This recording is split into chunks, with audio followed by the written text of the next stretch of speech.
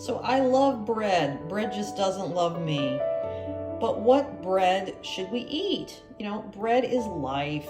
Bread is wonderful. But I have to control the bread that I eat. So I treated myself and I brought this wonderful rosemary garlic bread from an artisan bakery here in Southern California.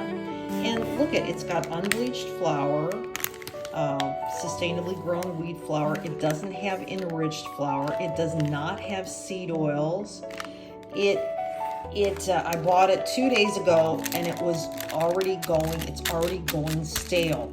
So this is like the bread of my great grandparents. They would go to a bakery in Chicago, a Czech bakery, and the bread was so wonderful when it was fresh, but then within a couple days, it'd be like turning into a brick. And then there were all these recipes for breadcrumbs, etc. You didn't have fresh bread like often. Like it was wonderful from the bakery, but you ate some of it and then, and then it went stale and then you would use it in breadcrumbs. The hack of freezing your bread, and I cut this bread up and I'm going to put it in the freezer. I could put it in a glass thing. I could put it in a plastic thing, but I'm going to freeze this bread. And then I will have it when I want it. And I will have it at the end of the meal and it'll be kind of a treat. Or maybe I'll have it with some soup later in the week.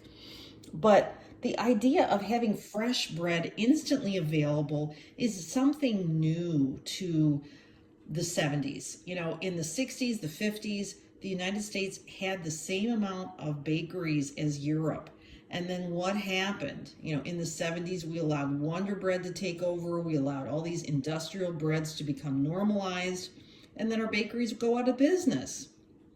And, you have a hippie on a loaf of bread that never goes stale. You have a grandma on a loaf of bread that never goes stale. You have something labeled sourdough, but it's pumped full of seed oils and bromates. It's no better than, Wonder Bread. So you might as well get the real thing, quality over quantity, but don't kid yourself. This is not a health food that you can eat all the time if you're dealing with prediabetes. It is still a treat. This is carbs. Yes, it's better, but it should not be the foundation of your diet. And again, that's what my great grandfather used to say, grease is goodness. And if you eat too much bread and potatoes, you get fat and sick.